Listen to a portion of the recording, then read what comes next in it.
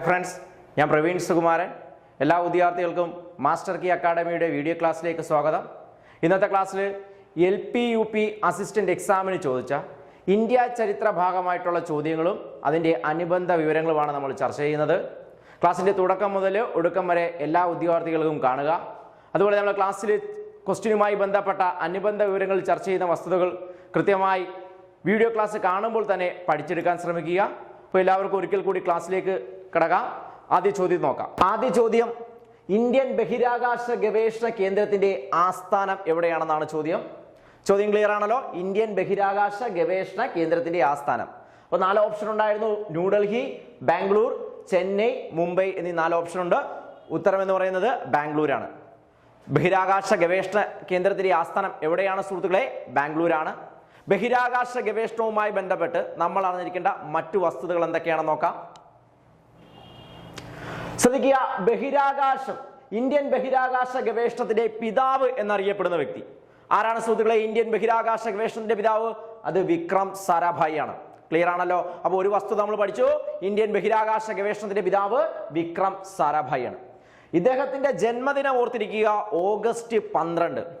വിക്രം സാരാഭായിയുടെ ജന്മദിനം എന്നാണ്? ഓഗസ്റ്റ് 12 ആണ്. എന്താണ് ഈ ദിനത്തിന്റെ പ്രത്യേകത നോക്കാം. ഇതാണ് നാഷണൽ റിമോട്ട് സെൻസിംഗ് ദിനമായി ആചരിക്കുന്നത്. ഇന്ത്യയിലെ റിമോട്ട് സെൻസിംഗ് ദിനം എന്നു ചോദിച്ചാൽ സുഹൃത്തുക്കളെ ഓഗസ്റ്റ് 12 ആണ്. ലോക യുവജന ദിനം കൂടിയാണ് ഓഗസ്റ്റ് 12. ക്ലിയർ അല്ലേ? അപ്പം ഇന്ത്യയുടെ റിമോട്ട് സെൻസിംഗ് ദിനമായി ആചരിക്കുന്നത് ആരുടെ ജന്മദിനമാണ്? ബഹിരാകാശ ഗവേഷണത്തിന്റെ പിതാവ് എന്നറിയപ്പെടുന്ന വിക്രം സാരാഭായിയുടെ ജന്മദിനമാണ്. 2 വസ്തുതയും ക്ലിയർ ആണല്ലോ. അടുത്ത നോക്കാം, ബഹിരാകാശ പദ്ധതിക്ക് തുടക്കം കുറിച്ച കമ്മിറ്റി. ഓർക്കുക, ഇന്ത്യയിലെ ബഹിരാകാശ ഗവേഷണ പദ്ധതിക്ക് തുടക്കം കുറിച്ച കമ്മിറ്റി എന്ന് പറയുന്നത് Indian national committee for space research.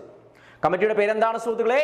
Indian national committee for space research ആണ് ബഹിരാകാശ പദ്ധതിക്ക് തുടക്കം കുറിച്ച കമ്മിറ്റി എന്നറിയപ്പെടുന്നത്. അപ്പൊ Indian national committee for space research സ്ഥാപിതമായ വർഷം ഓർക്കുക, 1962. ഇന്ത്യയിൽ 1962 Indian national committee for space research സ്ഥാപിതമായത്. ഈ കമ്മിറ്റിക്ക് പിന്നിൽ പ്രവർത്തിച്ച വ്യക്തികൾ ആരൊക്കെയാണെന്ന് ചോദിച്ചാൽ അത് ജവഹർലാൽ നെഹ്റുവും വിക്രം സാരാഭായിയുമാണ്. ക്ലിയർ ആണല്ലോ? അപ്പം ബഹിരാകാശ ഗവേഷണ സ്ഥാപനത്തിന് അല്ലെങ്കിൽ പദ്ധതിക്ക് തുടക്കം കുറിക്കാൻ കാരണമായ കമ്മിറ്റിയായ ഇന്ത്യൻ നാഷണൽ കമ്മിറ്റി ഫോർ റിസർച്ചിന് പിന്നിൽ പ്രവർത്തിച്ച വ്യക്തികൾ ആരൊക്കെയാണ്? ജവഹർലാൽ നെഹ്റുവും അതുപോലെ തന്നെ വിക്രം സാരാഭായിയുമാണ്. ഈ PPT-യിൽ നമ്മൾ ചർച്ച ചെയ്ത വസ്തുതകൾ എല്ലാവർക്കും ക്ലിയർ ആണെന്ന് വിശ്വസിക്കുന്നു. അടുത്ത ഭാഗത്തേക്ക് പോകാം. അടുത്തതായിട്ട് നമ്മൾ പഠിക്കാൻ പോകുന്നത് ISROയുടെ പ്രത്യേകതയാണ്. Indian space research organisation. ഇന്ത്യയിലെ ബഹിരാകാശ ഗവേഷണ സ്ഥാപനം എന്നറിയപ്പെടുന്ന ISROയുടെ പ്രത്യേകത നടന്ന വസ്തുതകൾ എന്തൊക്കെയാണെന്ന് നോക്കാം. ISRO നിലവിൽ വന്ന വർഷം പ്രീവിയസ് ചോദ്യമാണ്. എന്നാണ്? 1969 ഓഗസ്റ്റ് 15. അപ്പൊ ഇന്ത്യയിലെ ISRO നിലവിൽ വന്ന വർഷം എന്നാ സുഹൃത്തുക്കളെ? That is 1969 August 15. ഇന്ത്യൻ ബഹിരാകാശ ഗവേഷണ സ്ഥാപനം എന്നറിയപ്പെടുന്ന സ്ഥാപനമാണ് ISRO. ക്ലിയർ അല്ലയോ? ഇതിന്റെ ആസ്ഥാനം എവിടെയാണെന്ന് നോക്കിയേ, അന്തരീക്ഷ ഭവൻ. നമ്മുടെ ചോദ്യം അതായിരുന്നു, ഇന്ത്യൻ ബഹിരാകാശ ഗവേഷണത്തിന്റെ ആസ്ഥാനം എവിടെയാണ്? ഓപ്ഷനിൽ തന്നിട്ട് ഉത്തരം ഏതാണ്? ബാംഗ്ലൂരാണ്. അപ്പൊ ബാംഗ്ലൂരിൽ കൃത്യമായ സ്ഥലം പറഞ്ഞാൽ എവിടെയാണ്? അന്തരീക്ഷ ഭവനാണ് ആസ്ഥാനം. ഓക്കെ ആണേ? ദെൻ നോക്കാം, ബഹിരാകാശ വകുപ്പിന് കീഴിൽ പ്രവർത്തനം ആരംഭിച്ച വർഷം ഇമ്പോർട്ടന്റ് ആണ്. ISRO എന്ന് പറയുന്ന സ്ഥാപനം ഇന്ത്യയുടെ ബഹിരാകാശ വകുപ്പിന് കീഴിൽ പ്രവർത്തനം ആരംഭിച്ച വർഷം എന്നാണ്? 1972. ക്ലിയർ ആണേ? അപ്പൊ ISRO 69 സ്ഥാപിതമാണെന്ന് നമ്മൾ പഠിച്ചു. ഓക്കെ, അതുവരെ ഏത് വകുപ്പിന് കീഴിലായിരുന്നു? ഇന്ത്യയിലെ ആണവോർജ വകുപ്പിന് കീഴിൽ പ്രവർത്തിച്ച സ്ഥാപനമാണ്. എന്നാൽ 72 മുതലാണ് ഇത് ബഹിരാകാശ വകുപ്പിന് കീഴിൽ പ്രവർത്തനം ആരംഭിച്ചത്. ഓക്കെ ആണേ? അങ്ങനെയെങ്കിൽ ശ്രദ്ധിക്കുക, ആദ്യ ചെയർമാനായിരുന്നു വിക്രം സാരാഭായി. ISROയുടെ ആദ്യ ചെയർമാൻ ആരെന്ന് ചോദിച്ചാൽ ഉത്തരം ആരാണ്? ദാറ്റ് ഈസ് വിക്രം സാരാഭായി ആണ്. ഓക്കെ ആണല്ലോ? നെക്സ്റ്റ് നോക്കാം.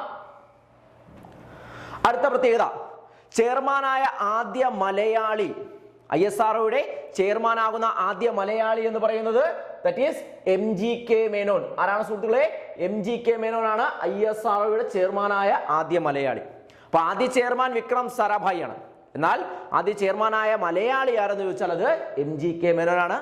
കൂടെ ഓർത്തിരിക്കുക, ഏറ്റവും കൂടുതൽ കാലം ISROയുടെ ചെയർമാനായിരുന്ന വ്യക്തിയാണ് സതീഷ് ധവാൻ. എന്താണ് പറഞ്ഞ പോയിന്റ്? ഏറ്റവും കൂടുതൽ കാലം ISROയുടെ ചെയർമാൻ ആയിരുന്ന വ്യക്തി ആരാണ്? അത് സതീഷ് ധവാനാണ്. നിലവിലെ ISRO ചെയർമാൻ ആരാണ്? S സോമനാഥ് ആണ്. അല്ലെ, നമ്മുടെ മലയാളിയാണ് S സോമനാഥ്. അദ്ദേഹമാണ് നിലവിലെ ISRO ചെയർമാൻ എന്ന് പറയുന്നത്. ISRO ചെയർമാൻ ആകുന്ന 5ാമത്തെ മലയാളിയാണ് ആര്? S സോമനാഥ്. ക്ലിയർ ആണല്ലോ? അപ്പൊ നിലവിലെ chairman that is S Somanath ആണ്. ISROയുടെ 3ാമത് റോക്കറ്റ് ലോഞ്ച് പാക്ട് ഇന്ത്യയിൽ എവിടെയാണ് നിലവിൽ വരുന്നതെന്ന് ചോദിച്ചാൽ ദാറ്റ് ഈസ് തമിഴ്നാട്ടിലെ കുലശേഖര പട്ടണത്താണ്. ISROയുടെ 3ാമത് റോക്കറ്റ് ലോഞ്ച് പാക്ട് നിലവിൽ വരുന്നത് എവിടെയാ സുഹൃത്തുക്കളെ? കുലശേഖര പട്ടണം, തമിഴ്നാട്ടിലാണ്. അതുപോലെ ഓർക്കേണ്ടത് ISROയുടെ ഏറ്റവും വലിയ ഒരു അനുബന്ധ ഏജൻസി എന്ന് പറയുന്നത് നമ്മുടെ വിക്രം സാരാഭായ് സ്പേസ് സെന്റർ ആണ്, VSSC. അല്ലെ, വിക്രം സാരാഭായ് സ്പേസ് സെന്റർ ആണ് ISROയുടെ ഏറ്റവും വലിയ അനുബന്ധ ഏജൻസി എന്ന് പറയുന്നത്. ഓക്കെ, അപ്പൊ വിക്രം സാരാഭായ് സ്പേസ് സെന്ററുമായി ബന്ധപ്പെട്ട് നമ്മൾ അറിഞ്ഞിരിക്കേണ്ട അടിസ്ഥാന വസ്തുക്കൾ എന്തൊക്കെയാണെന്ന് നോക്കാം. ശ്രദ്ധിക്കുക, വിക്രം സാരാഭായ് സ്പേസ് സെന്റർ നിലവിൽ വന്ന വർഷം ഓർക്കുക. എന്നാണ് വിക്രം സാരാഭായ് സ്പേസ് സെന്റർ നിലവിൽ വന്നത്? 1962. ഇന്ത്യയിലെ വിക്രം സാരാഭായ് സ്പേസ് സെന്റർ നിലവിൽ വന്ന വർഷം ഓർക്കുക, 1962. ഇതിന്റെ ആസ്ഥാനം എന്ന് പറയുന്നത് തുമ്പ. നമുക്കറിയാം, തുമ്പ റോക്കറ്റ് വിക്ഷേപണ കേന്ദ്രം നമ്മൾ പഠിക്കുന്നതാണ് അല്ലെ. അപ്പം VSSC അഥവാ വിക്രം സാരാഭായ് സ്പേസ് സെന്ററിന്റെ ആസ്ഥാനം എവിടെയാ സുഹൃത്തുക്കളെ? തുമ്പ, തിരുവനന്തപുരം, കേരളത്തിലാണ് സ്ഥിതി ചെയ്യുന്നത്. പ്രത്യേകത ചോദിച്ചു കഴിഞ്ഞാൽ റോക്കറ്റുകൾ നിർമ്മിക്കുന്ന ഉത്തരവാദിത്ത ഏജൻസി ഇന്ത്യയിലെ റോക്കറ്റ് വിക്ഷേപണ കേന്ദ്രമാണ്. അപ്പൊ റോക്കറ്റുകൾ നിർമ്മിക്കുന്ന ഉത്തരവാദിത്ത ഏജൻസി എന്ന് പറയുന്നത് വിക്രം സാരാഭായ് സ്പേസ് സെന്റർ ആണ്. ഇവിടെ നിർമ്മിച്ച ആദ്യ റോക്കറ്റ്, പ്രീവിയസ് ചോദ്യം ഏതാണ്? ദാറ്റ് ഈസ് നിക് അപ്പാച്ചെ അല്ലെങ്കിൽ നൈക്ക് അപ്പാച്ചെ എന്നൊക്കെ നമ്മൾ പറയാറുണ്ട്. നിക്കി അപ്പാച്ചെ, നൈക്ക് അപ്പാച്ചെ എന്നൊക്കെ പറയുന്ന റോക്കറ്റാണ് തുമ്പ റോക്കറ്റ് വിക്ഷേപണ കേന്ദ്രത്തിൽ നിർമ്മിച്ച ആദ്യത്തെ റോക്കറ്റ്. അപ്പൊ നൈക്ക് അപ്പാച്ചെ നിക്ഷേപിച്ച അല്ലെങ്കിൽ നിർമ്മിച്ച വർഷം ഓർക്കുക, 1963 നവംബർ 21. ഓർക്കുക, 1963 നവംബർ 21 തുമ്പ റോക്കറ്റ് വിക്ഷേപണ കേന്ദ്രത്തിലെ ആദ്യത്തെ റോക്കറ്റായ നൈക്ക് അപ്പാച്ചെ നിർമ്മിക്കുന്നത്. ഓക്കെ, മറ്റൊരു പോയിന്റ്, തുമ്പ റോക്കറ്റ് വിക്ഷേപണ കേന്ദ്രം UNOയ്ക്ക് സമർപ്പിക്കപ്പെട്ട വർഷം ചോദിച്ചാൽ അത് 1968 ഫെബ്രുവരി 2. ഓക്കെ, നമ്മൾ VSSCയുമായി ബന്ധപ്പെട്ട വർഷങ്ങളാണ് പറയുന്നത്. സ്ഥാപിതമായ വർഷം 1962 എന്ന് പഠിച്ചു. അവിടുത്തെ ആദ്യത്തെ റോക്കറ്റായ നൈക്ക് അപ്പാച്ചെ നിർമ്മിച്ചത് 1963 നവംബർ 21 പഠിച്ചു. എന്നാൽ ഈ തുമ്പ റോക്കറ്റ് വിക്ഷേപണ കേന്ദ്രം UNOയ്ക്ക് സമർപ്പിക്കപ്പെട്ട വർഷം എന്ന് പറയുന്നത് 1968 ഫെബ്രുവരി 2. 3 വർഷങ്ങളും ക്ലിയർ ആണ്. ഭൂമധ്യരേഖയോട് അടുത്തു സ്ഥിതി ചെയ്യുന്ന റോക്കറ്റ് വിക്ഷേപണ കേന്ദ്രം ചോദിച്ചാൽ ഉത്തരം അത് VSSC ആണ്. നമുക്കറിയാം, ഭൂമിയുടെ മധ്യത്തിലൂടെ കടന്നു പോകുന്ന രേഖയാണ് ഭൂമധ്യരേഖ. ഈ ഭൂമധ്യരേഖ ഇന്ത്യയിലൂടെ കടന്നു പോകുന്നില്ല എന്ന വസ്തുത എല്ലാവർക്കും അറിയാവുന്നതാണ്. അപ്പൊ ഈ ഭൂമധ്യരേഖയ്ക്ക് അടുത്ത് സ്ഥിതി ചെയ്യുന്ന ഇന്ത്യയിലെ റോക്കറ്റ് വിക്ഷേപണ കേന്ദ്രം ഏതെന്ന് ചോദിച്ചാൽ ഉത്തരം അത് തുമ്പ റോക്കറ്റ് വിക്ഷേപണ കേന്ദ്രമാണ്, അഥവാ വിക്രം സാരാഭായ് സ്പേസ് സെന്റർ ആണ്. ക്ലിയർ ആണേ? അടുത്ത പ്രത്യേകതയിലേക്ക് പോകാം. അടുത്ത മറ്റൊരു ബഹിരാകാശ ഏജൻസിയാണ് ശ്രീഹരിക്കോട്ട. ശ്രീഹരിക്കോട്ടയുമായി ബന്ധപ്പെട്ട് നമ്മൾ അറിഞ്ഞിരിക്കേണ്ട വസ്തുതകൾ നോക്കാം. നിലവിൽ വന്ന വർഷം 1971. ശ്രീഹരിക്കോട്ട എന്നാണ് സുഹൃത്തുക്കളെ നിലവിൽ വന്നത്? 1971 ശ്രീഹരിക്കോട്ട നിലവിൽ വന്നത്. സ്ഥിതി ചെയ്യുന്നത് എവിടെയാണ്? ആന്ധ്രാപ്രദേശിലെ നെല്ലൂർ ജില്ലയിലാണ്. എവിടെയാണ്? ആന്ധ്രാപ്രദേശിലെ നെല്ലൂർ ജില്ലയിലാണ് ശ്രീഹരിക്കോട്ട സ്പേസ് സെന്റർ സ്ഥിതി ചെയ്യുന്നത്. എന്താണ് ഈ സ്പേസ് സെന്റർ പ്രത്യേകത എന്താ നോക്കാം. ഇന്ത്യയിലെ ഏക ഉപഗ്രഹ വിക്ഷേപണ കേന്ദ്രമാണ്. നേരത്തെ നമ്മൾ റോക്കറ്റ് വിക്ഷേപണ കേന്ദ്രം പറഞ്ഞു. ഇപ്പോൾ നമ്മൾ പഠിച്ചത് ഉപഗ്രഹ സാറ്റലൈറ്റ് ഉപഗ്രഹ വിക്ഷേപണ കേന്ദ്രം എന്ന് പറയുന്നത് ശ്രീഹരിക്കോട്ടയാണ്. അറിയപ്പെടുന്ന പേരുകൾ എങ്ങനെയൊക്കെയാണ് ശ്രീഹരിക്കോട്ട അറിയപ്പെടുന്നത്? ബഹിരാകാശ തുറമുഖം എന്നറിയപ്പെടുന്നു. ഇന്ത്യയുടെ ബഹിരാകാശ തുറമുഖം എന്നറിയപ്പെടുന്നു. അതുപോലെ തന്നെ കേപ്പ് കെന്നഡി എന്നറിയപ്പെടുന്നു. ഇന്ത്യയുടെ കേപ്പ് കെന്നഡി എന്നറിയപ്പെടുന്നു. സതീഷ് ധവാൻ സ്പേസ് സെന്റർ എന്നറിയപ്പെടുന്നു. ഓക്കെ, അപ്പൊ എങ്ങനെയൊക്കെ അറിയപ്പെടുന്നത്? സതീഷ് ധവാൻ സ്പേസ് സെന്റർ എന്നറിയപ്പെടുന്നു, ഇന്ത്യയുടെ ബഹിരാകാശ തുറമുഖം എന്നറിയപ്പെടുന്നു, കേപ്പ് കെന്നഡി ഓഫ് ഇന്ത്യ എന്നറിയപ്പെടുന്നത് ശ്രീഹരിക്കോട്ട സ്പേസ് സെന്റർ ആണ്. ക്ലിയർ ആണേ? അങ്ങനെയാണെങ്കിൽ 71 സ്ഥാപിതമായത്. എന്നാൽ ഇതിന് സതീഷ് ധവാൻ എന്ന സ്പേസ് സെന്റർ എന്ന പേര് കിട്ടിയ വർഷം എന്നാണ്? അത് 2002. ഓക്കെ, അപ്പൊ സതീഷ് ധവാൻ സ്പേസ് സെന്റർ എന്ന് പുനഃനാമകരണം ചെയ്ത വർഷം എന്നാണ് വിദ്യാർത്ഥികളെ? 2002 കാര്യം ഓർക്കുക. വിക്ഷേപിച്ച ആദ്യത്തെ ഉപഗ്രഹം, അതായത് ഇന്ത്യയിലെ ഉപഗ്രഹ വിക്ഷേപണ കേന്ദ്രമാണ് ശ്രീഹരിക്കോട്ട എന്ന് നമ്മൾ പഠിച്ചു. അവിടെ വിക്ഷേപിച്ച ആദ്യത്തെ ഉപഗ്രഹം ഏതെന്ന് ചോദിച്ചു കഴിഞ്ഞാൽ അത് രോഹിണിയാണ്. ഓക്കെ, അപ്പൊ ഇന്ത്യയിൽ നിന്നും വിക്ഷേപിക്കുന്ന ആദ്യ ഉപഗ്രഹം നമ്മൾ പഠിച്ചു. ഏതാ ഉത്തരം? ദാറ്റ് ഈസ് രോഹിണിയാണ്. എവിടെ നിന്നാണ് വിക്ഷേപിക്കുന്നത്? ശ്രീഹരിക്കോട്ട സ്പേസ് സെന്റർ അഥവാ സതീഷ് ധവാൻ സ്പേസ് സെന്ററിൽ നിന്നാണ് വിക്ഷേപിച്ചത്. സെറ്റാണ്. അടുത്ത പോയിന്റ് നോക്കാം. ഇന്ത്യയുടെ മിസൈൽ വിക്ഷേപണ കേന്ദ്രം എവിടെയാണ്? അപ്പൊ ഉപഗ്രഹ വിക്ഷേപണ കേന്ദ്രം പഠിച്ചു, റോക്കറ്റ് വിക്ഷേപണ കേന്ദ്രം പഠിച്ചു. അടുത്തതായി പറഞ്ഞത് മിസൈൽ വിക്ഷേപണ കേന്ദ്രം, ദാറ്റ് ഈസ് വീലർ ദ്വീപ്. ഒഡീഷയിലെ വീലർ ദ്വീപിലെ ചാന്ദിപൂർ എന്ന് പറയുന്ന സ്ഥലത്താണ് മിസൈൽ വിക്ഷേപണ കേന്ദ്രം സ്ഥിതി ചെയ്യുന്നത്. ക്ലിയർ ആണല്ലോ. അടുത്ത ഒരു ഏജൻസിയാണ് സ്പേസ് ആപ്ലിക്കേഷൻ സെന്റർ. മറ്റൊരു അനുബന്ധ ഏജൻസിയിലേക്ക് പോകുന്നു. സ്പേസ് ആപ്ലിക്കേഷൻ സെന്റർ ആണ്. സോ ഇന്ത്യയുടെ സ്പേസ് ആപ്ലിക്കേഷൻ സെന്റർ നിലവിൽ വന്ന വർഷം ഓർക്കുക 1972. എവിടെയാണ് ഇതിന്റെ ആസ്ഥാനം? അഹമ്മദാബാദ് ആണ്. ഗുജറാത്തിലെ അഹമ്മദാബാദ് ആണ് സ്പേസ് ആപ്ലിക്കേഷൻ സെന്ററിന്റെ ആസ്ഥാനം. നിലവിൽ വന്ന വർഷം എന്ന 1972. എന്താണ് ഇതിന്റെ പ്രത്യേകത നോക്കാം. ബഹിരാകാശ പരിവേഷണത്തെ കുറിച്ചുള്ള പദ്ധതി രേഖ തയ്യാറാക്കുന്ന സ്ഥാപനം. ഓർക്കുക, ഇന്ത്യയിലെ ബഹിരാകാശ പരിവേഷണത്തെ കുറിച്ചുള്ള പദ്ധതി രേഖ തയ്യാറാക്കുന്ന സ്ഥാപനം ഏതെന്ന് ചോദിച്ചാൽ ഉത്തരം സ്പേസ് ആപ്ലിക്കേഷൻ സെന്റർ ആണ്. ഇത് നിലവിൽ വന്ന വർഷം എന്നായിരുന്നു?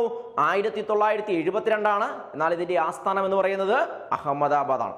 ഓക്കെ, അടുത്ത ഏജൻസിയാണ് ആൻഡ്രിസ് കോർപ്പറേഷൻ. ആൻഡ്രിസ് കോർപ്പറേഷൻ നിലവിൽ വന്ന വർഷം ഓർക്കുക 1992. ഇന്ത്യയിലെ ബഹിരാകാശ ഏജൻസിയായ ആൻഡ്രിസ് കോർപ്പറേഷൻ ഓഫ് ഇന്ത്യ നിലവിൽ വന്ന വർഷം എന്നാ ഉദ്യോഗാർത്ഥികളെ? 1992. ഇതിന്റെ ആസ്ഥാനം എന്ന് പറയുന്നത് ബംഗളൂരാണ്. കർണാടകയിലെ ബാംഗ്ലൂരാണ് ആൻഡ്രിസ് കോർപ്പറേഷന്റെ ആസ്ഥാനം. എന്താണ് ഈ ഏജൻസിയുടെ പ്രത്യേകത നോക്കാം. ബഹിരാകാശ വകുപ്പിന്റെ വാണിജ്യ വിഭാഗങ്ങൾ കൈകാര്യം ചെയ്യുന്ന സെന്ററാണ് ആൻഡ്രിസ് കോർപ്പറേഷൻ. ഇന്ത്യയിലെ ബഹിരാകാശ വകുപ്പിന്റെ വാണിജ്യ വിഭാഗം കൈകാര്യം ചെയ്യുന്ന സ്ഥാപനം ചോദിച്ചാൽ അത് ആൻഡ്രിസ് കോർപ്പറേഷൻ ഓഫ് ഇന്ത്യയാണ്. സ്ഥാപിതമായ വർഷം ഒരിക്കൽ കൂടി ആവർത്തിക്കുന്നു 1992. ആസ്ഥാനം എന്ന് പറയുന്നത് ബാംഗ്ലൂരാണ്.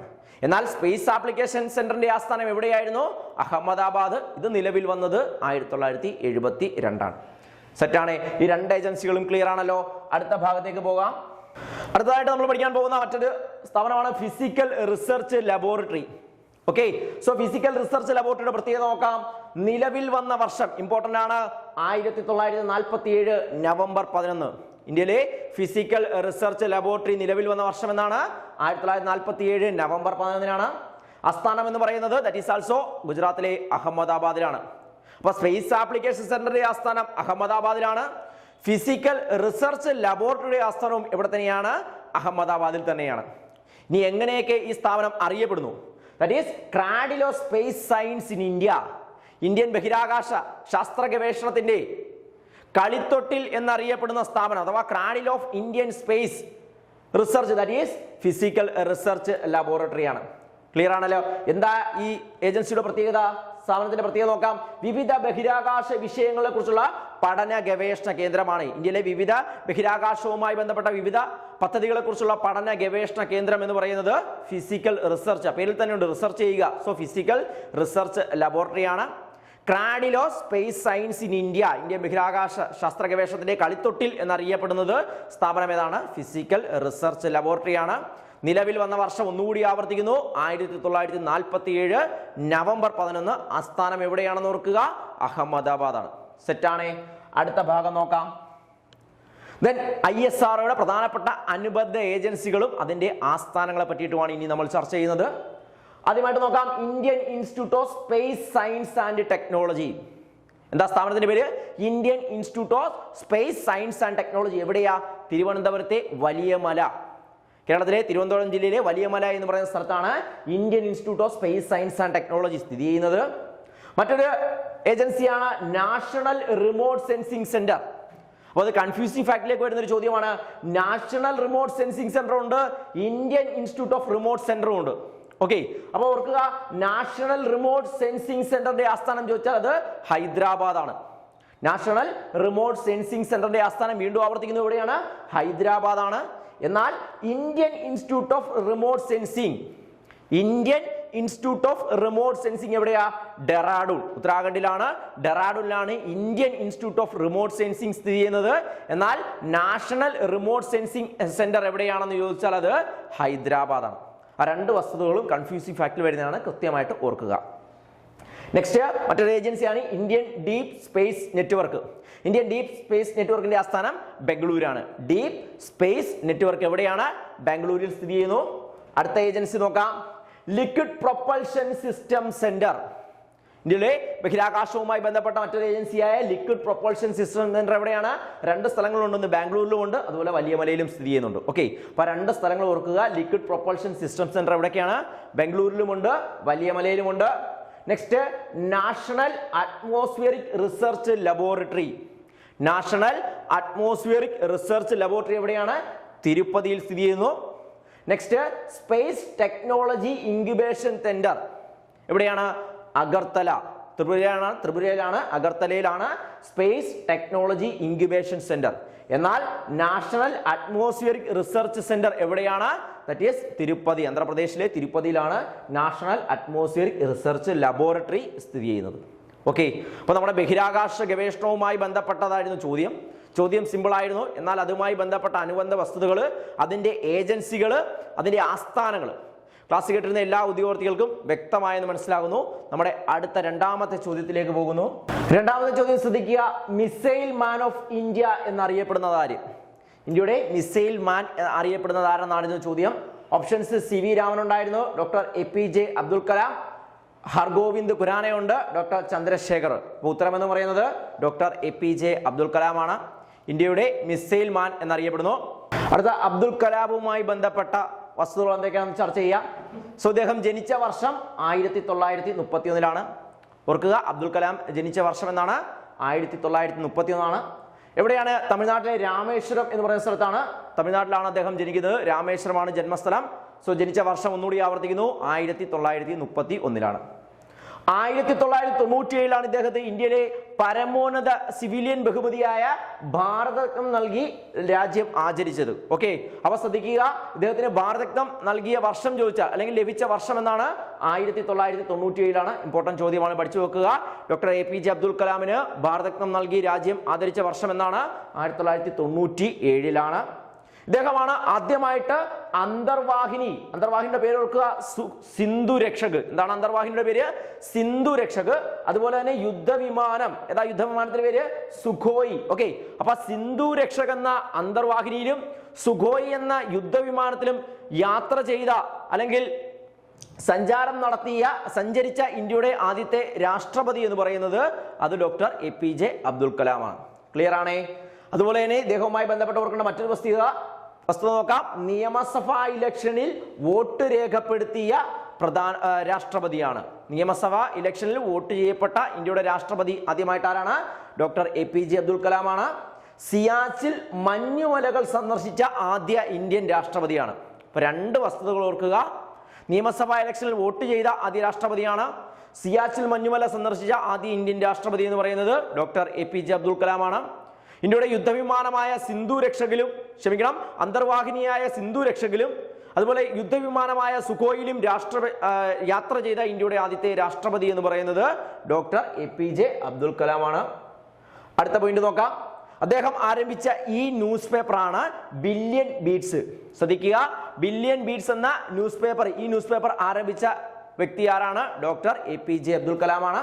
അദ്ദേഹത്തിന്റെ ആത്മകഥ എന്ന് പറയുന്നത് അഗ്നിച്ചിറകുകൾ അഥവാ വിങ്സ് ഓഫ് ഫയർ ആണ്. വിങ്സ് ഓഫ് ഫയർ എന്ന ആത്മകഥ ആരുടേതാണ്? Doctor APJ Abdul കലാമിൻ്റെതാണ്.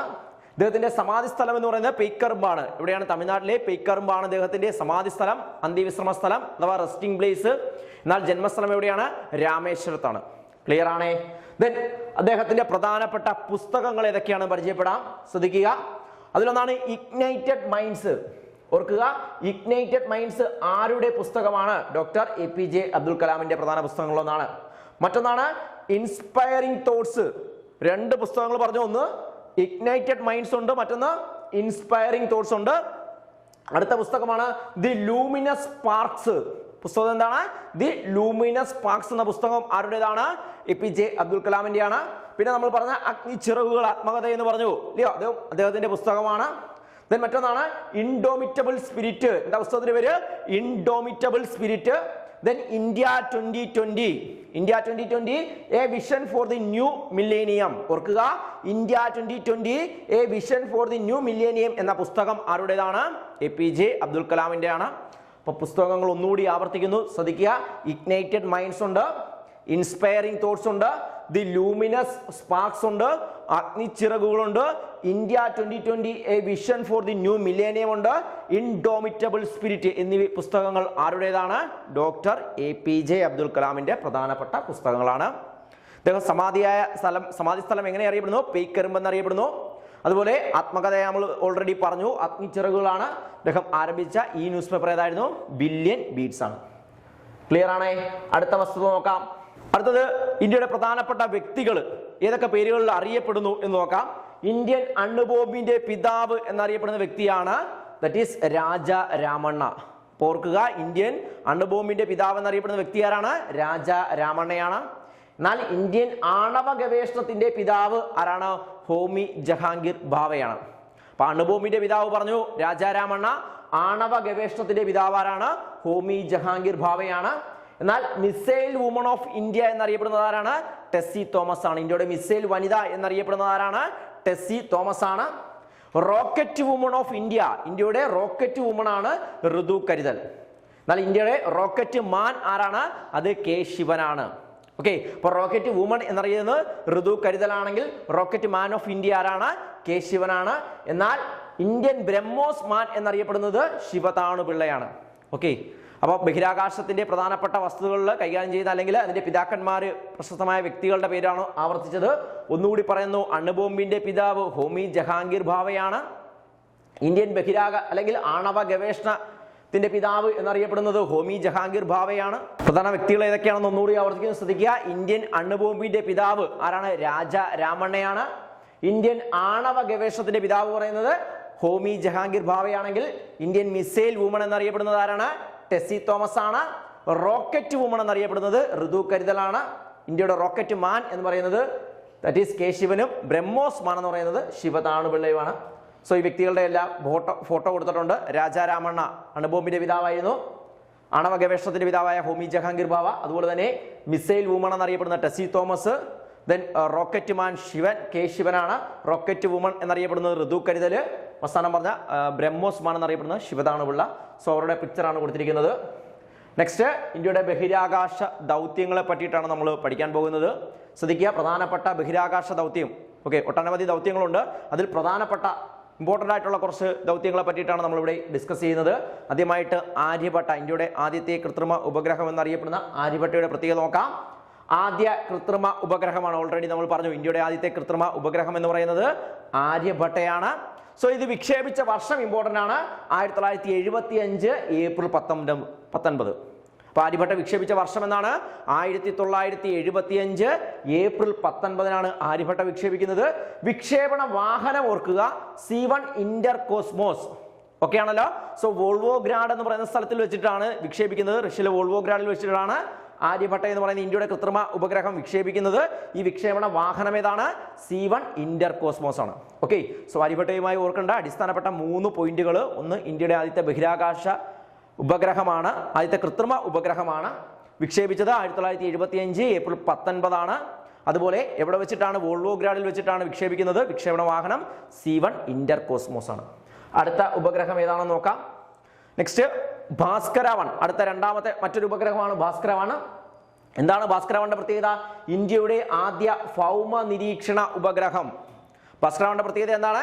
ഇന്ത്യയിലെ ആദ്യ ഭൗമ നിരീക്ഷണ ഉപഗ്രഹം ഏതാണ് സുഹൃത്തുക്കളെ? ഭാസ്കര-1 ആണ്. ഇത് വിക്ഷേപിച്ച വർഷം 1979 ജൂൺ 7. ദാറ്റ് ഈസ് ആൾസോ ഇവിടെ വെച്ചിട്ടാണ് വോൾവോഗ്രാഡിൽ വെച്ചിട്ടാണ് ആര്യഭട്ട വിക്ഷേപിച്ച അതേ സ്ഥലത്ത് വെച്ചിട്ട് തന്നെയാണ് ഭാസ്കര-1 വിക്ഷേപിക്കുന്നത്. അപ്പോൾ ആ വർഷം ഓർക്കുക, 1979 ജൂൺ 7. ഭാസ്കര-2 വിക്ഷേപിച്ച വർഷമാണ് 1981 നവംബർ 20. അപ്പോൾ ഭാസ്കര-1 ഉണ്ട്, ഭാസ്കര-2 ഉണ്ട്. എന്താ പ്രത്യേകത? ഭൗമ നിരീക്ഷണ ഉപഗ്രഹമാണ്. ഒന്ന് ഭാസ്കര-1 വിക്ഷേപിക്കുന്നത് 79 ഭാസ്കര-2 വിക്ഷേപിച്ചത് 1981 നവംബർ 20. അടുത്ത ഒരു ഉപഗ്രഹമാണ് രോഹിണി. രോഹിണിയുടെ പ്രത്യേകത നമ്മൾ പറഞ്ഞു, ഇന്ത്യയിൽ നിന്നും വിക്ഷേപിക്കപ്പെടുന്ന ആദ്യത്തെ ഉപഗ്രഹമാണെന്ന് പഠിച്ചു. അപ്പോൾ നോക്കാം പ്രത്യേകത. ഇന്ത്യയിൽ നിന്നും വിക്ഷേപിച്ച ആദ്യ ഉപഗ്രഹം രോഹിണിയാണ്. ശ്രീഹരിക്കോട്ടയിൽ നിന്നല്ലേ വിക്ഷേപിക്കുന്നത്. ഓക്കെ, സോ വിക്ഷേപിച്ച വർഷം ഇമ്പോർട്ടന്റ്, 1980 ജൂലൈ 18. എന്നാ സുഹൃത്തുക്കളെ, രോഹിണി വിക്ഷേപിച്ച വർഷം 1980 ജൂലൈ 18. ഇതിന്റെ വിക്ഷേപണ വാഹനം ഓർക്കുക SLV-3. വിക്ഷേപണ വാഹനം ഏതാണ്? SLV-3 ആണ്. ആ സമയത്തെ പ്രൊജക്ട് ഡയറക്ടർ ആയിരുന്ന വ്യക്തിയാണ് doctor APJ Abdul Kalam. Okay, അപ്പോൾ വിക്ഷേപിച്ച സ്ഥലം ശ്രീഹരിക്കോട്ടയാണ്. വിക്ഷേപണ വാഹനം SLV-3 ആണെന്ന് പറഞ്ഞു. വിക്ഷേപിച്ച ഡേറ്റ് 1980 ജൂലൈ 18 ആണ്. അപ്പോൾ അതിന്റെ രോഹിണിയുടെ പ്രൊജക്ട് ഡയറക്ടർ ആയിരുന്ന വ്യക്തി ആരാണ്? APJ അബ്ദുൽ കലാം ആണ്. Next apple. അടുത്ത ഉപഗ്രഹമാണ് ആപ്പിൾ. ആപ്പിൾ ഉപഗ്രഹത്തിന്റെ പ്രത്യേകത എന്താണ്? ഇന്ത്യയിലെ ആദ്യത്തെ വാർത്താവിനിമയ ഉപഗ്രഹമാണ്. ഏരിയൻ പാസഞ്ചർ പേ ലോഡ് എക്സ്പെരിമെന്റ് ആണ് ആപ്പിൾ എന്ന ഇതിന്റെ ഫുൾ ഫോം എന്ന് പറയുന്നത് കേട്ടോ. അപ്പോൾ ആപ്പിൾ എന്ന് പറയുന്ന ഉപഗ്രഹം അല്ലെങ്കിൽ അതിന്റെ ഫുൾ ഫോം ചോദിച്ചു കഴിഞ്ഞാൽ ഏരിയൻ പാസഞ്ചർ പേ ലോഡ് എക്സ്പെരിമെന്റ് എന്നാണ് അതിന്റെ പൂർണ്ണരൂപം. ഓക്കെ, ഇന്ത്യയുടെ ആദ്യത്തെ വാർത്താവിനിമയ ഉപഗ്രഹമാണ്. ആപ്പിൾ വിക്ഷേപിച്ച വർഷം 1981 ജൂൺ 19. 1981 ജൂൺ 19. ജൂൺ 19 എന്ന് പറഞ്ഞാൽ നമുക്കറിയാം വായനാ ദിനമാണ് ഇല്ലയോ? സോ വാർത്താവിനിമയവുമായി ബന്ധപ്പെട്ട ഉപഗ്രഹമാണ്. വായനാ ദിനത്തിന്റെ അന്നാണ് വിക്ഷേപിക്കുന്നത്, അങ്ങ് ഓർത്താൽ മതി. വിക്ഷേപിച്ച വർഷം എന്നാണ് 1981 ജൂൺ 19 വിക്ഷേപിക്കുന്നത്. വിക്ഷേപണ സ്ഥലം കൗറുവാണ്. ഫ്രഞ്ച് ഗയാനയിലെ കൗറു എന്ന് പറയുന്ന സ്ഥലത്ത് വെച്ചിട്ടാണ് ആപ്പിൾ വിക്ഷേപിക്കുന്നത്. വാർത്താവിനിമയ ഉപഗ്രഹമാണ്. ഇതിന്റെ വിക്ഷേപണ വാഹനമാണ് ഏരിയൻ 1. ആപ്പിൾ വിക്ഷേപിച്ച വാഹനം ഏതാണ്? ഏരിയൻ 1 ആണെന്ന് ഓർക്കുക. അടുത്തത് മറ്റൊരു ഉപഗ്രഹമാണ് ഇൻസാറ്റ് 2A. ഉപഗ്രഹം ഏതാണ്? ഇൻസാറ്റ് 2A ആണ്. സോ ഇൻസാറ്റ് 2Aയുടെ പ്രത്യേകത നോക്കാം. ഇന്ത്യ തദ്ദേശീയമായി വികസിപ്പിച്ചെടുത്ത ആദ്യ വിവിധദേശ ഉപഗ്രഹം. എന്താ പ്രത്യേകത? ഇന്ത്യ തദ്ദേശീയമായി വികസിപ്പിച്ചെടുത്ത ആദ്യ വിവിധദേശ ഉപഗ്രഹം എന്ന് പറയുന്നത് ഇൻസാറ്റ് 2A ആണ്. ഇത് വിക്ഷേപിച്ച വർഷം എന്ന് പറയുന്നത് 1992 എന്നാണ് വിക്ഷേപിച്ചത്. 1992 ജൂലൈ 10 ഇൻസാറ്റ് 2A വിക്ഷേപിക്കുന്നത്. വിക്ഷേപണ വാഹനം ഏരിയൻ 4 ആയിരുന്നു. വിക്ഷേപണ വാഹനം ഏതാണ്? ഏരിയൻ 4 ആണ്. അപ്പോൾ ഓർക്കുക, വിക്ഷേപിച്ച ഡേറ്റ് ഓർക്കുക. 1992 ജൂലൈ 10 ഇന്ത്യ തദ്ദേശീയമായി വികസിപ്പിച്ചെടുത്ത വിദേശ ഉപഗ്രഹം എന്ന് പറയുന്നത് ഇൻസാറ്റ് 2A ആണ്. നെക്സ്റ്റ് പോയിന്റ് നോക്കാം.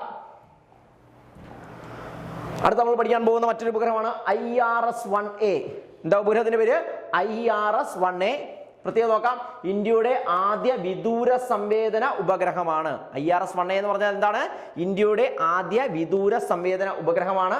ഇത് വിക്ഷേപിച്ച ഡേറ്റ് 1988 മാർച്ച് 17 IRS-1A വിക്ഷേപിച്ച ഡേറ്റ് എന്നാ 1988 മാർച്ച് 17 വിക്ഷേപണ സ്ഥലം ചോദിച്ചാൽ അല്ലെങ്കിൽ വിക്ഷേപണ വാഹനം ചോദിച്ചാൽ ഏതാണ്? വോസ്റ്റോക്ക് ആണ്. IRS-1A വിക്ഷേപിച്ച വാഹനം ഏതാണ്? വോസ്റ്റോക്ക് 1 ആണ്. വിക്ഷേപിച്ച ഡേറ്റ് 1988 മാർച്ച് 17 ഇന്ത്യയുടെ ആദ്യ വിദൂര സംവേദന ഉപഗ്രഹം എന്ന് പറയുന്നത് IRS-1A ആണ്. അടുത്ത ഉപഗ്രഹം നോക്കാം. നെക്സ്റ്റ് നമ്മൾ പറയാൻ പോകുന്നത് കൽപ്പന 1 പറ്റിയിട്ടാ. ഓക്കെ, കൽപ്പന 1 പ്രത്യേകത നോക്കാം. ഇന്ത്യയുടെ ആദ്യ കാലാവസ്ഥ ഉപഗ്രഹമാണ്. കൽപ്പന 1 പ്രത്യേകത എന്താണ്? ഇന്ത്യയുടെ ആദ്യത്തെ കാലാവസ്ഥ ഉപഗ്രഹമാണ്. അറിയപ്പെടുന്ന മറ്റൊരു പേര് മെറ്റ്സാറ്റ് എന്നറിയപ്പെടുന്നു. അറിയപ്പെടുന്ന മറ്റൊരു പേര് എന്താണ്? മെറ്റ്സാറ്റ് ആണ്. സോ വിക്ഷേപിച്ച വർഷം നോക്കാം. 2002 സെപ്റ്റംബർ 12. ഇന്ത്യയുടെ ബഹിരാകാശ സഞ്ചാരിയായ കൽപ്പന ചൗളയുടെ പേരിൽ അറിയപ്പെട്ട ഉപഗ്രഹമാണ്. സോ ഇത് വിക്ഷേപിക്കുന്നത് 2002 സെപ്റ്റംബർ 12 വിക്ഷേപണ വാഹനമാണ് PSLV-C4. ഇമ്പോർട്ടന്റ് ആണ്. PSLV-C4 ആയിരുന്നു കൽപ്പന 1 എന്ന് പറയുന്ന ഉപഗ്രഹത്തിന്റെ വിക്ഷേപണ വാഹനം. വിക്ഷേപിച്ച സ്ഥലം ഇന്ത്യയിൽ നിന്നാണ്, ശ്രീഹരിക്കോട്ടയിൽ നിന്നാണ് വിക്ഷേപിക്കുന്നത്. എന്നാൽ കൽപ്പന 1 ഇതിന് മെറ്റ്സാറ്റ് എന്ന പേര് നൽകിയതാരാണ്? AB വാജ്പേയി ആണ്. ആ സമയത്ത് ഇന്ത്യയുടെ പ്രധാനമന്ത്രിയായിരുന്ന വ്യക്തിയാണ് AB വാജ്പേയി ആണ്. ഇദ്ദേഹം ആണ് കൽപ്പന 1 മെറ്റ്സാറ്റ് എന്ന പേര് നൽകുന്നത്. സോ ഇന്ത്യയുടെ ആദ്യത്തെ കാലാവസ്ഥ ഉപഗ്രഹമായിരുന്നു. വിക്ഷേപിച്ച ഡേറ്റ് ഓർക്കുക, 2002 സെപ്റ്റംബർ 12 വാഹനം PSLV-C4 ആണ്. വിക്ഷേപണ സ്ഥലം എവിടെയാണ്? ശ്രീഹരിക്കോട്ടയാണ്, അഥവാ സതീഷ് ധവാൻ സ്പേസ് സെന്റർ ആണ്. പേര് നൽകിയത് AB വാജ്പേയി ആണ്. നെക്സ്റ്റ് മറ്റൊരു പ്രധാനപ്പെട്ട ഉപഗ്രഹം എന്ന് പറയുന്നത് എഡ്യൂസാറ്റ് ആണ്. വിദ്യയുടെ ഉപഗ്രഹം എന്നൊക്കെ അറിയപ്പെടുന്ന ഉപഗ്രഹമാണ്. പ്രത്യേകം നോക്കാം, വിദ്യാഭ്യാസ ആവശ്യങ്ങൾക്കായി വിക്ഷേപിച്ച ഉപഗ്രഹമാണ്. അപ്പോൾ ഇന്ത്യയിലെ വിദ്യാഭ്യാസ ആവശ്യങ്ങൾക്കായി വിക്ഷേപിച്ച ഉപഗ്രഹം ചോദിച്ചാൽ എഡ്യൂസാറ്റ് ആണ്. എഡ്യൂസാറ്റ് വിക്ഷേപിച്ച വർഷമൊക്കെ പ്രീവിയസ് ചോദ്യമാണ്. എന്നാൽ 2004 സെപ്റ്റംബർ 20 സോ എഡ്യൂസാറ്റ് വിക്ഷേപിച്ച വർഷം എന്നാണ് സുഹൃത്തുക്കളെ? 2004 സെപ്റ്റംബർ 20 വിക്ഷേപണ സ്ഥലം ചോദിച്ചാൽ that is also Sriharikota Satish Dhawan space സെന്ററിൽ നിന്നാണ് വിക്ഷേപിക്കുന്നത്. വിക്ഷേപണ വാഹനം ഓർക്കുക, GSLV-F01 GSLV-F01 എന്ന് പറയുന്ന വാഹനത്തിൽ നിന്നാണ് വിക്ഷേപിക്കുന്നത്. ഓക്കെ, ദെൻ ജിസാറ്റ് എന്നുകൂടി അറിയപ്പെടുന്ന ഉപഗ്രഹം. അപ്പൊ എഡ്യൂസാറ്റ് അറിയപ്പെടുന്ന മറ്റൊരു പേരെന്താണ്? GSAT-3 എന്നുകൂടി അറിയപ്പെടുന്നു. വിദ്യയുടെ ഉപഗ്രഹം ഏതെന്ന് ചോദിച്ചാലും ഉത്തരം ഏതാണ്? എഡ്യൂസാറ്റ് ആണ്. കാരണം വിദ്യാഭ്യാസ ആവശ്യങ്ങൾക്കായി വിക്ഷേപിച്ച ഉപഗ്രഹം. വിക്ഷേപണ ഡേറ്റ് പ്രധാനപ്പെട്ടതാണ്, 2004 സെപ്റ്റംബർ 20 അടുത്ത നമ്മൾ പഠിക്കാൻ പോകുന്നത് റിസാറ്റിനെ പറ്റിയിട്ടാണ്. റിസാറ്റ്-1 എന്ന് പറയുന്ന ഉപഗ്രഹമാണ്. എന്താ പ്രത്യേകത? ഇന്ത്യ തദ്ദേശീയമായി നിർമ്മിച്ച ആദ്യത്തെ റഡാർ ഇമേജിംഗ് സാറ്റലൈറ്റ് ആണ്. ഇന്ത്യ തദ്ദേശീയമായി നിർമ്മിക്കുന്ന ആദ്യത്തെ റഡാർ ഇമേജിംഗ് സാറ്റലൈറ്റ് എന്ന് പറയുന്നത് റിസാറ്റ്-1 ആണ്. റിസാറ്റ്-1 വിക്ഷേപിച്ചത് 2012 ഏപ്രിൽ 26 റിസാറ്റ്-1 വിക്ഷേപിച്ച വർഷം ഓർക്കുക, 2012 ഏപ്രിൽ 26 വിക്ഷേപണ വാഹനം PSLV C-19 എന്നതാണ് വിക്ഷേപണ വാഹനം. തദ്ദേശീയമായി നിർമ്മിച്ച ആദ്യത്തെ റഡാർ ഇമേജിംഗ് സാറ്റലൈറ്റ് എന്നറിയപ്പെടുന്നു. 2012 ഏപ്രിൽ 26 വിക്ഷേപിക്കുന്നത്. ഇനി നമ്മൾ പഠിക്കാൻ പോകുന്ന മറ്റൊരു സംഘടനയാണ്, മറ്റൊരു സ്ഥാപനമാണ്, ഓർഗനൈസേഷനാണ് DRDO. ഇന്ത്യയുടെ പ്രതിരോധവുമായി ബന്ധപ്പെട്ട് അറിഞ്ഞിരിക്കേണ്ട പ്രധാനപ്പെട്ട ഒരു സ്ഥാപനമാണ് DRDO. ഫുൾ ഫോം നോക്കാം, defence research and development organisation. DRDOയുടെ പൂർണ്ണരൂപം എന്താണ്? Defence research and development organisation. So ഈ DRDO സ്ഥാപിതമായ വർഷം ഇമ്പോർട്ടന്റ് ആണ്, 1958 DRDO നിലവിൽ വന്ന വർഷം എന്നാണ്? 1958 ഇതിന്റെ ആസ്ഥാനം എന്ന് പറയുന്നത് ന്യൂഡൽഹിയാണ്. ഇന്ത്യയുടെ തലസ്ഥാനമായ ന്യൂഡൽഹിയിലാണ് DRDOയുടെ ആസ്ഥാനം. ഇതിന്റെ അപ്തവാക്യം ശ്രദ്ധിക്കുക, ശക്തിയുടെ ഉത്ഭവം ശാസ്ത്രമാണ്. അപ്പൊ ചോദ്യം പ്രതീക്ഷിക്കാം, ശക്തിയുടെ ഉത്ഭവം ശാസ്ത്രമാണെന്നത് ഏത് സംഘടനയുടെ അല്ലെങ്കിൽ ഏത് ഓർഗനൈസേഷന്റെ അപ്തവാക്യമാണെന്ന് ചോദിക്കാം. ഏതാണ്? DRDO. അല്ലെങ്കിൽ DRDOയുടെ അപ്തവാക്യം എന്താണെന്ന് ചോദിക്കാം, ശക്തിയുടെ ഉത്ഭവം ശാസ്ത്രമാണെന്നതാണ് അപ്തവാക്യം. എന്താ ഇതിന്റെ പ്രത്യേകത? ഈ സംഘടന പ്രത്യേകത ഇന്ത്യയുടെ മിസൈലുകൾ, യുദ്ധ ടാങ്കുകൾ, അതുപോലെ തന്നെ അന്തർവാഹിനികൾ വികസിപ്പിക്കുന്ന ഗവേഷണ സ്ഥാപനം എന്നറിയപ്പെടുന്നത് DRDO ആണ്. മിസൈലുകൾ, അന്തർവാഹിനികൾ, അതുപോലെ തന്നെ യുദ്ധ ടാങ്കുകളൊക്കെ വികസിപ്പിച്ചെടുക്കുന്ന സ്ഥാപനം ഏതാണ്? അത് defence research and development organisation. സ്ഥാപിതമായ വർഷം എന്ന 1958 ആസ്ഥാനം ന്യൂഡൽഹിയിലാണ്. ദെൻ ഹൈദരാബാദ് DRDO മിസൈൽ കോംപ്ലക്സിന് നൽകിയിരിക്കുന്ന പുതിയ പേര് ആരുടെ പേരിലാണ്? APJ Abdul Kalam missile complex എന്നാണ്. അപ്പൊ ഹൈദരാബാദിലുള്ള DRDO മിസൈൽ കോംപ്ലക്സിന് പുതിയ പേര് അല്ലെങ്കിൽ അതിന് ആരുടെ നാമകരണമാണ് നൽകിയിരിക്കുന്നത്? Doctor APJ Abdul Kalam missile complex ആണ് ഇപ്പോൾ അറിയപ്പെടുന്നത്. DRDOയുടെ first woman director, defence research and development ഓർഗനൈസേഷന്റെ ആദ്യത്തെ വനിതാ ഡയറക്ടർ ആണെന്ന് ചോദിച്ചു കഴിഞ്ഞാൽ അത് K. മഞ്ജുളയാണ്. ദെൻ ശത്രു രാജ്യത്തിന്റെ റഡാർ ലൊക്കേഷനുകൾ കണ്ടുപിടിക്കുവാൻ വികസിപ്പിച്ചെടുത്ത സംവിധാനം എന്ന് പറയുന്നത് WLR, that is weapon locating radar എന്നറിയപ്പെടുന്നു. ഓക്കെ, അതിന്റെ പേരാണ് സ്വാതി. ഓക്കെ, അപ്പൊ വെപ്പൺ ലൊക്കേറ്റിംഗ് റഡാർ എന്നാണ് WLRന്റെ പൂർണ്ണരൂപം. സോ അത് ശത്രു രാജ്യത്തിന്റെ റഡാർ ലൊക്കേഷനുകൾ കണ്ടുപിടിക്കാനായി വികസിപ്പിച്ചെടുത്ത സംവിധാനമാണ്. അപ്പോൾ DRDOയുമായി ബന്ധപ്പെട്ട അടിസ്ഥാന വസ്തുക്കൾ അത്രയും ഫാക്റ്റുകൾ ഓർത്തു വെക്കുക. അടുത്തതായിട്ട് നമ്മൾ അടുത്ത ചോദ്യത്തിലേക്ക് പോകാം. അടുത്ത ചോദ്യം, ഇന്ത്യൻ നാഷണൽ കോൺഗ്രസ് സ്ഥാപിതമായ വർഷം.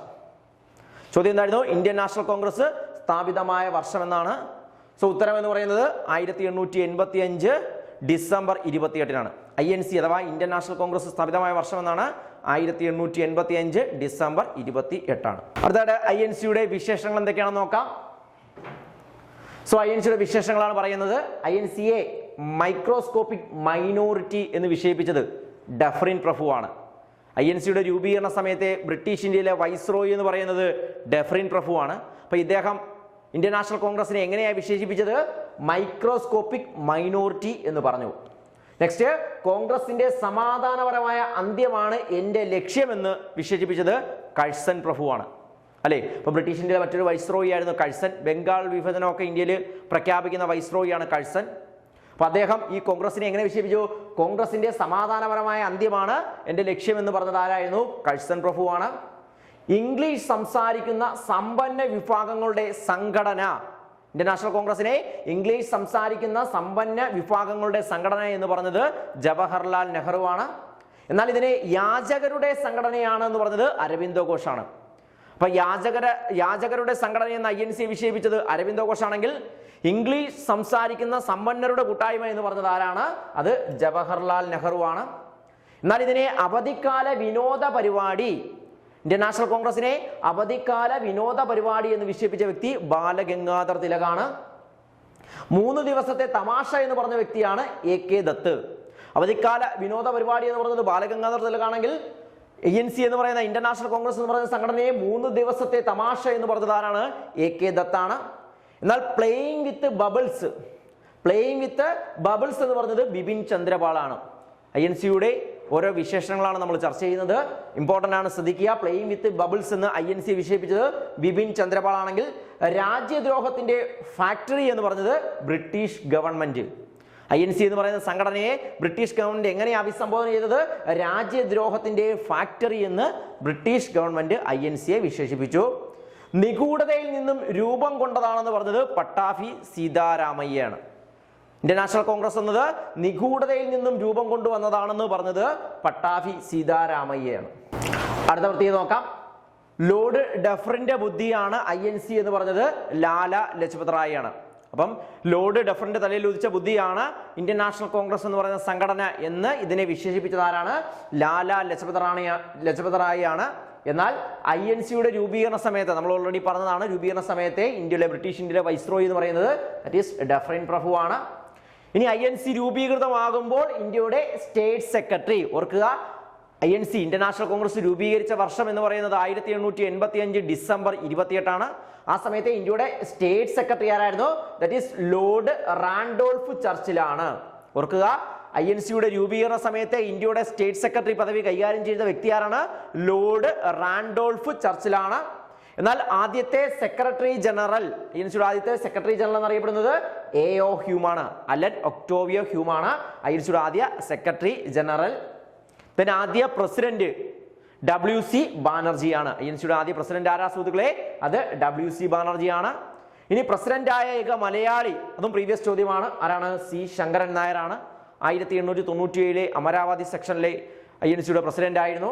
അദ്ദേഹമാണ് പ്രസിഡന്റായ ഏക മലയാളി. അടുത്ത 4ാമത്തെ ചോദ്യം ശ്രദ്ധിക്കാം. സ്വാതന്ത്ര്യ സമര ചരിത്രവുമായി ബന്ധപ്പെട്ട ചോദ്യമാണ്.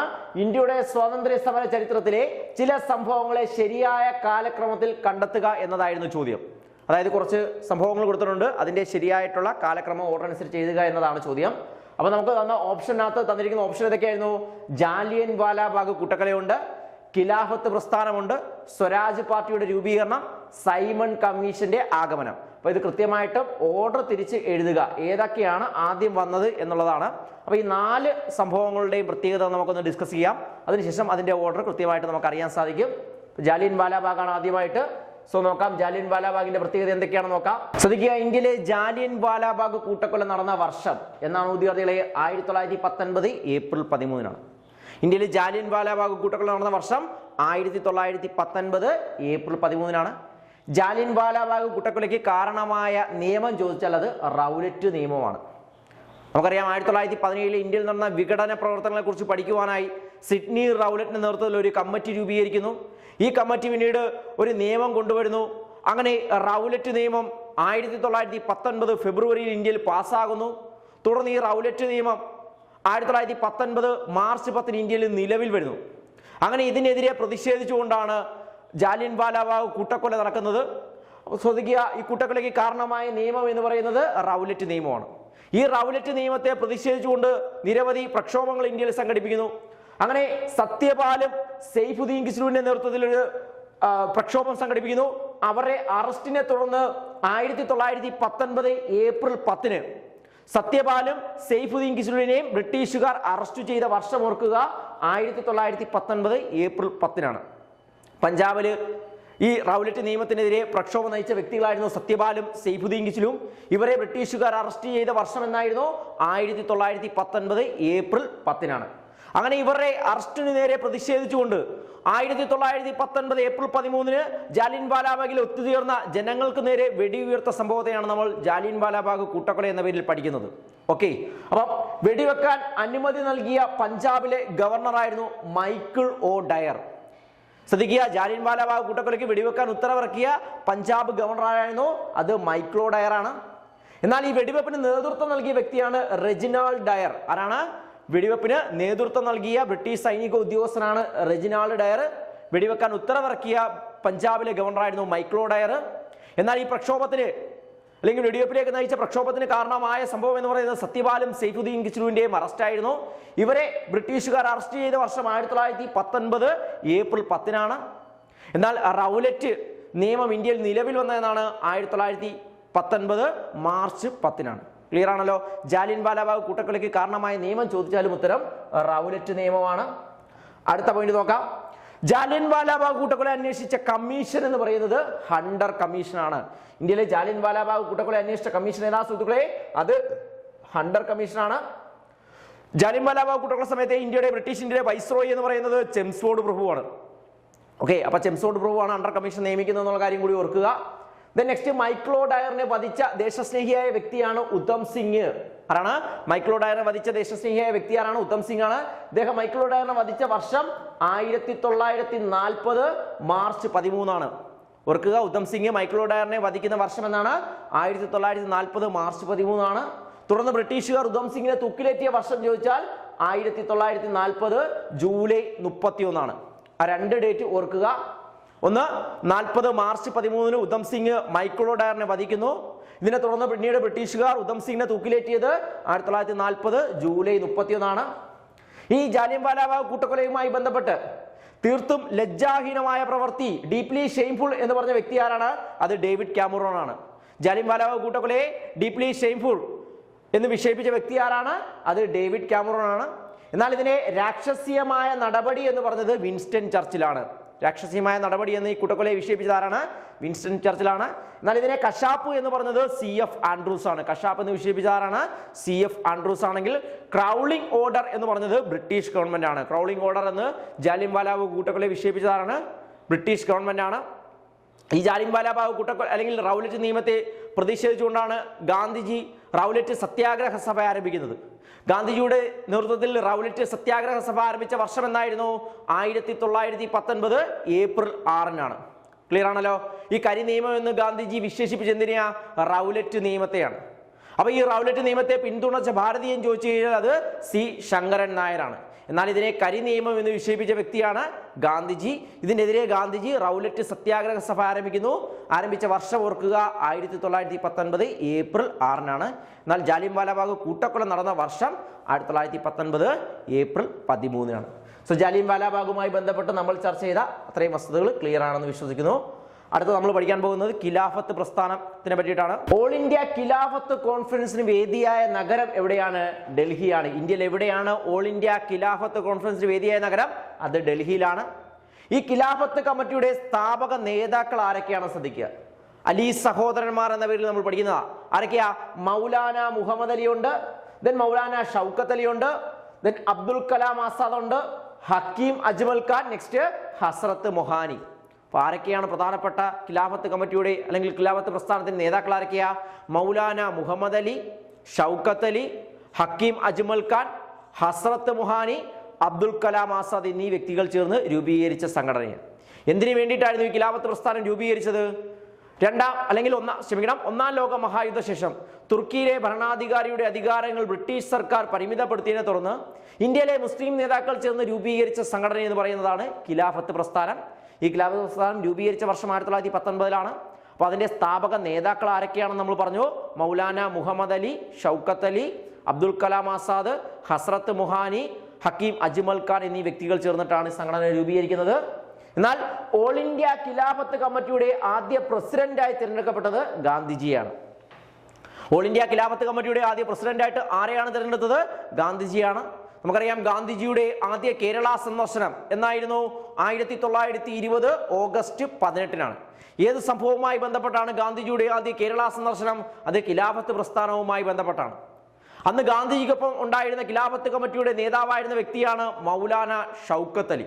അപ്പോൾ ഓൾ ഇന്ത്യ ഖിലാഫത്ത് കമ്മിറ്റിയുടെ ആദ്യ പ്രസിഡന്റായിട്ട് ആരെയാണ് തിരഞ്ഞെടുത്തത്? ഗാന്ധിജിയാണ്. ഈ ഖിലാഫത്ത് പ്രസ്ഥാനത്തിന്റെ ഭാഗമായി കേരളത്തിൽ നടന്ന ഒരു കലാപമാണ് മലബാർ കലാപം. പ്രീവിയസ് ചോദ്യമാണ്.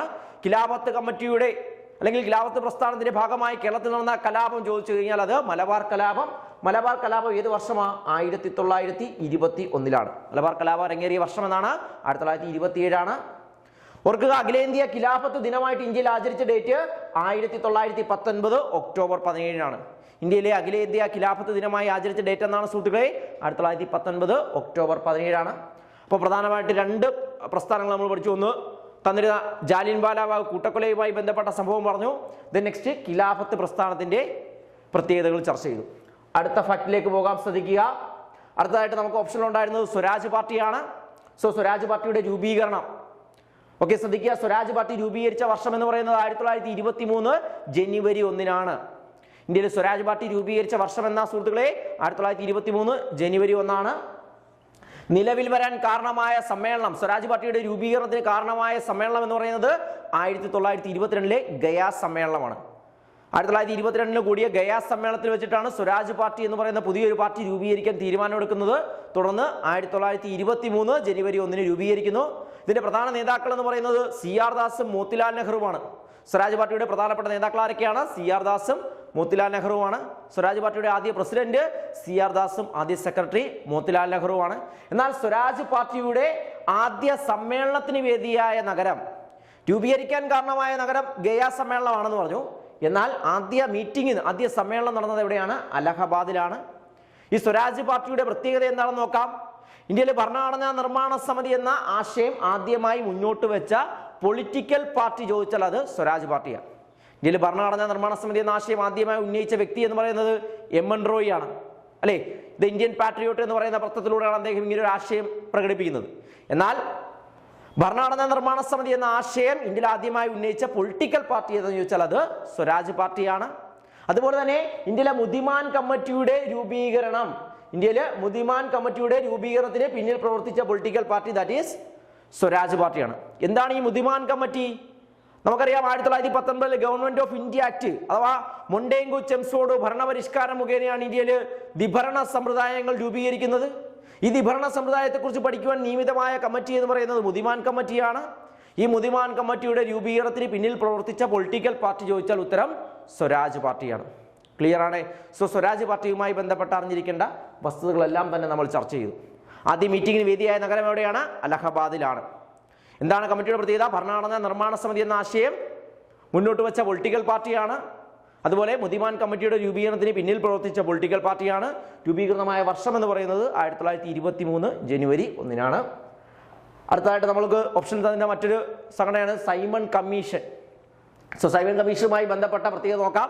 സൈമൺ കമ്മീഷൻ രൂപീകൃതമായ വർഷം 1927 എന്നാൽ രൂപീകരിക്കുന്നത് 1927 ഈ സൈമൺ കമ്മീഷന്റെ പ്രധാന ലക്ഷ്യം എന്താണെന്ന് വെച്ച് കഴിഞ്ഞാൽ ഇന്ത്യയിലെ ഭരണപരിഷ്കാരങ്ങളെക്കുറിച്ച് പഠനം നടത്തി ശുപാർശ ചെയ്യുക. ഭരണപരിഷ്കാരങ്ങൾക്കായി ശുപാർശ ചെയ്യുവാനായിട്ട് ഇന്ത്യയിലെത്തിയ കമ്മീഷനാണ് സൈമൺ കമ്മീഷൻ. സൈമൺ കമ്മീഷൻ ഇന്ത്യയിൽ ഔദ്യോഗികമായി അറിയപ്പെട്ടവരാണ് ഇന്ത്യൻ സ്റ്റാറ്റ്യൂട്ടറി കമ്മീഷൻ. എങ്ങനെ അറിയപ്പെടുന്നു? ഔദ്യോഗികമായി ഇന്ത്യയിൽ അറിയപ്പെട്ട നാമം എങ്ങനെയാണ്? ഇന്ത്യൻ സ്റ്റാറ്റ്യൂട്ടറി കമ്മീഷൻ എന്നറിയപ്പെട്ടു. സൈമൺ കമ്മീഷനിലെ അംഗങ്ങളുടെ എണ്ണം 7 അംഗങ്ങൾ. എത്ര അംഗങ്ങളായിരുന്നു? 7 അംഗങ്ങളായിരുന്നു. ഈ 7 പേരും ഇംഗ്ലീഷുകാരായിരുന്നു. അതുകൊണ്ട് തന്നെ വൈറ്റ്മാൻ കമ്മീഷൻ എന്ന് കൂടി അറിയപ്പെട്ടു. ഇന്ത്യയിൽ എങ്ങനെ അറിയപ്പെടുന്നു? ഇല്ല, വൈറ്റ്മാൻ കമ്മീഷൻ എന്ന് കൂടി അറിയപ്പെട്ട കമ്മീഷൻ ഏതാണ്? സൈമൺ കമ്മീഷനാണ്. എന്നാൽ ഇന്ത്യയിൽ ഔദ്യോഗികമായി എങ്ങനെ അറിയപ്പെടുന്നു? ഇന്ത്യൻ സ്റ്റാറ്റ്യൂട്ടറി കമ്മീഷൻ എന്നറിയപ്പെടുന്നു. ദെൻ രൂപീകരിച്ച വർഷം 1927 നമ്മൾ പഠിച്ചു. എന്നാൽ ഇന്ത്യയിലെത്തിയ വർഷം ഓർക്കുക, 1928 ഫെബ്രുവരി 3. ശ്രദ്ധിക്കുക, സൈമൺ കമ്മീഷൻ ഇന്ത്യയിലെത്തിയ വർഷം എന്നാണ് സുഹൃത്തുക്കളെ? 1928 ഫെബ്രുവരി 3 ഈ സൈമൺ കമ്മീഷനെ ഇന്ത്യയിലേക്ക് അയച്ച ബ്രിട്ടീഷ് പ്രൈം മിനിസ്റ്റർ ആരെന്ന് നോക്കുക, സ്റ്റാൻലി ബാൾഡ്വിൻ ആണ്. സൈമൺ കമ്മീഷനെ ഇന്ത്യയിലേക്ക് അയച്ച ബ്രിട്ടീഷ് പ്രൈം മിനിസ്റ്റർ ആരാണ്? സ്റ്റാൻലി ബാൾഡ്വിൻ ആണെങ്കിൽ സൈമൺ കമ്മീഷൻ ഇന്ത്യയിലെത്തുമ്പോൾ ഇന്ത്യയിലെ വൈസ്രോയി ആയിരുന്ന വ്യക്തിയാണ് ഇർവിൻ പ്രഭു. ഇന്ത്യയുടെ ക്രിസ്തീയ വൈസ്രോയി എന്നറിയപ്പെടുന്ന വ്യക്തി ആരാണ്? ഇർവിൻ ആണ്.